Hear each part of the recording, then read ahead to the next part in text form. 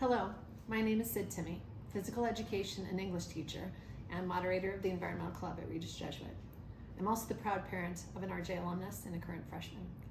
Regis Jesuit has spent the past few weeks promoting the Universal Apostolic Preferences of the Society of Jesus.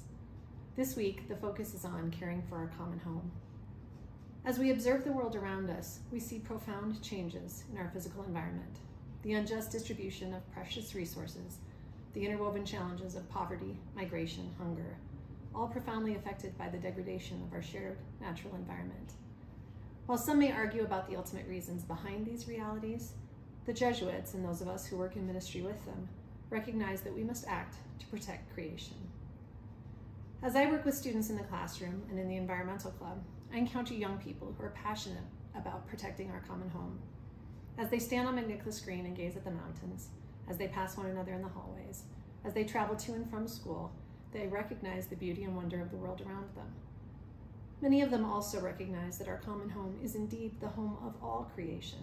It is the home of young people like themselves who are experiencing climate disasters in their own communities. It is the home of coastal communities being overwhelmed by rising sea levels.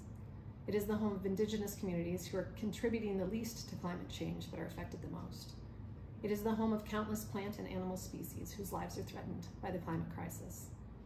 Our common home is the home of all creation, including those who are already disproportionately feeling the effects of climate change. Our common home is ours to cherish and protect. Caring for our common home can seem overwhelming, but I am inspired as I see young people building their own hope-filled futures. Whether that's gathering at Confluence Park downtown to join others in cleaning up the Platte River, organizing used shoe drives or clothing drives, arriving at school hours early to pick up trash on the roads around our campus, raising and donating food grown in our community garden, seeking out the knowledge and skills to transform our water, waste, energy, and food systems, or setting up beehives next to the solar panels on the roof of our school buildings. Young people are leading the way. They are also counting on us, the adults in their lives, to join them in the fight for a livable future. Jesuit institutions, including Regis Jesuit High School, are uniquely positioned to engage in this work. Our mission as women and men, with and for others, calls us to act on behalf of the natural world. In the words of a member of the Environmental Club, care for the planet isn't just an invitation of our faith, it is an obligation of our faith.